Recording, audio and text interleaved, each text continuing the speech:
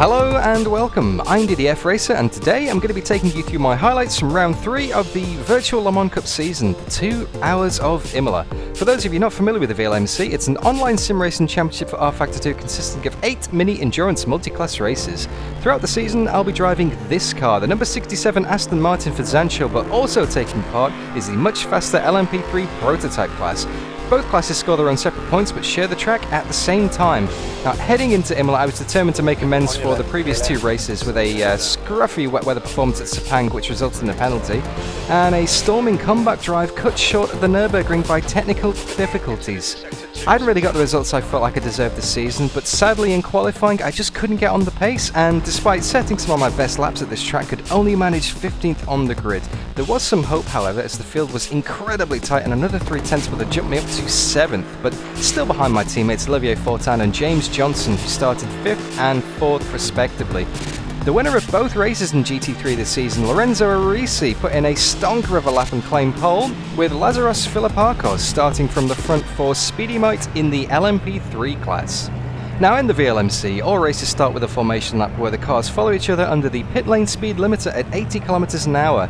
When each driver crosses the start-finish line, they release the pit limiter and away they go. But as we can see here, that wasn't quite the case for Johnny Piccolo ahead of me in the number 69 Witchwood. He seemed to hesitate, which made me get on the brakes and immediately lose a heap of time to Nick De Silva and the Speedy Mite. So heading into turn 1, I'm already down from P15 to P16, but I could see Johnny Head was driving a little bit erratically, and heading into Tosa Hairpin for the first time, went up the inside of Nick and made contact, forcing him wide. Now this opened up the door for me, and I used the momentum to get a good run up the hill, dragging him up the hill side by side here, holding the inside line through Piratella at the top of the hill and getting back in 15th, but due to the battling, we were now about 6 seconds behind the cars ahead. Moving forward onto lap 5, Matthew De Crop in the 76-1 move runs into the back of Gianluca Di Matteo at rFactor, spinning both cars around from P4 and P5. They do both get going again, but this drops De Crop back down to position 12 and directly into the path of myself and Piccolo, who are battling.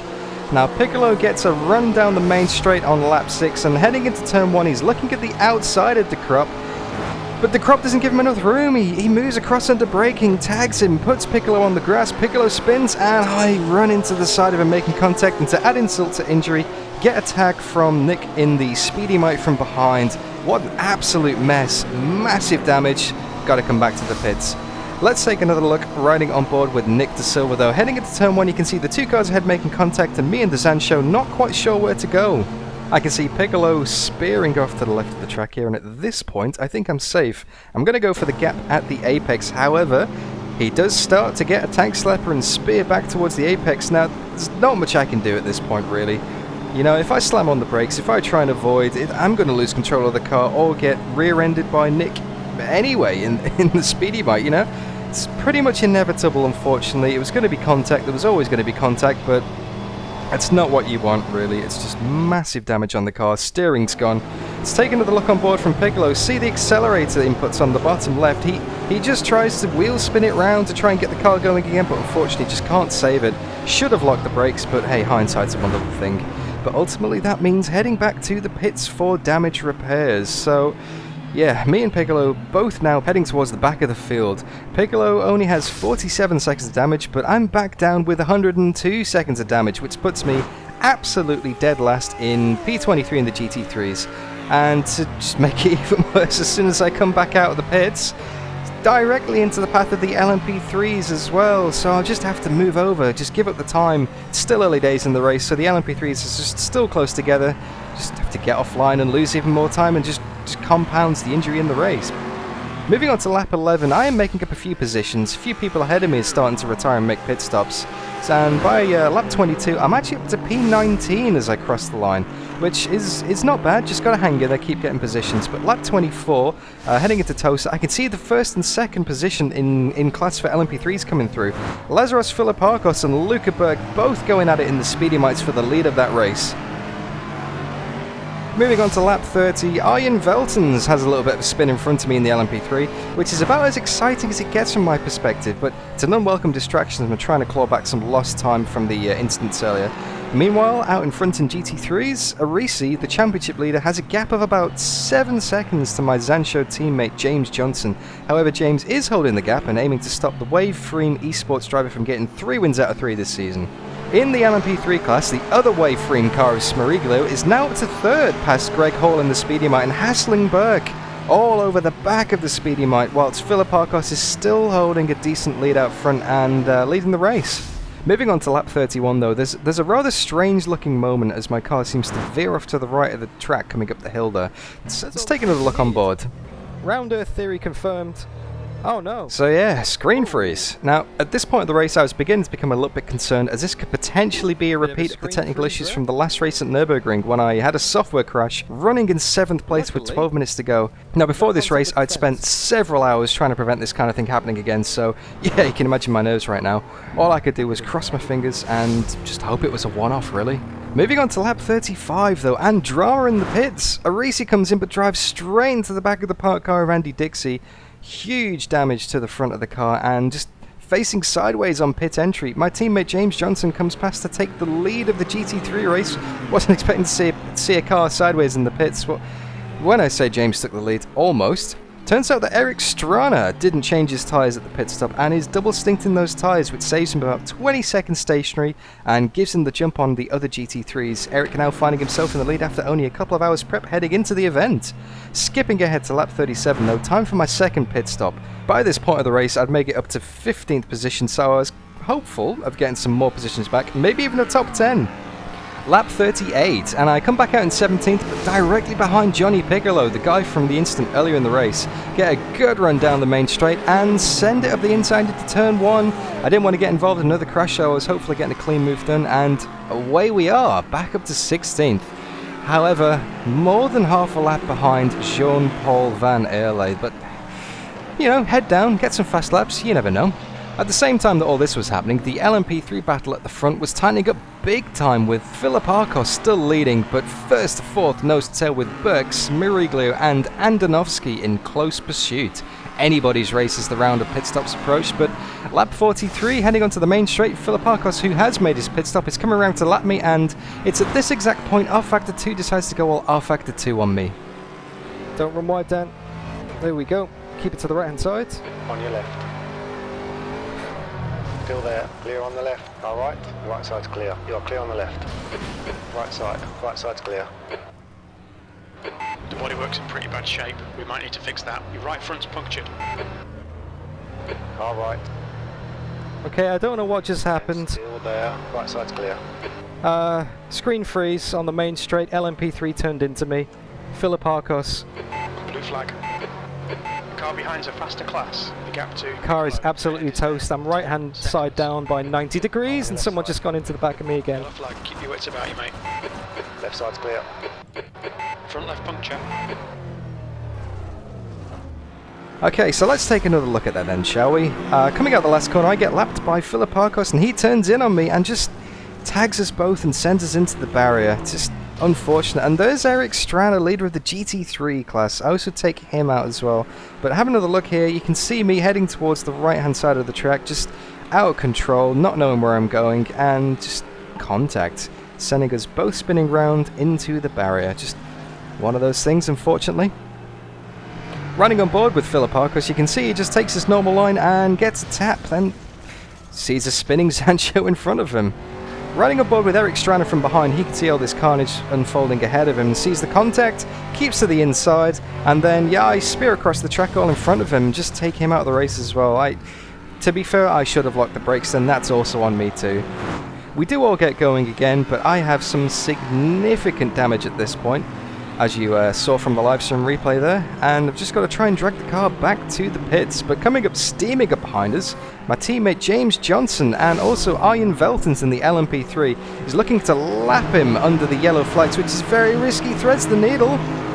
James just pushes him wide and onto the grass, and Arjen is out of control, massive head-on impact into the barrier there. Not quite sure what he was doing, steaming in. Let's ride on board with Bill Worrell a little bit further behind. You can see him threading the needle, seeing the dust kick up, and he makes contact with me. He was the one who hit me from behind, with Veltens just spearing off the track ahead of him. So Veltens is out of the race at this point, and Worrell has massive damage. But let's have a look at replay. There was no contact. There was absolutely no contact there. I never got hit by Bill. So, looking back at the replay, some kind of weird, glitchy... I don't know what's going on there. Let's have a look at the slow-mo. This makes it even more obvious. As Bill threads the needle between me and Filipakos, and... well, where's the contact? Damned if I know, guys.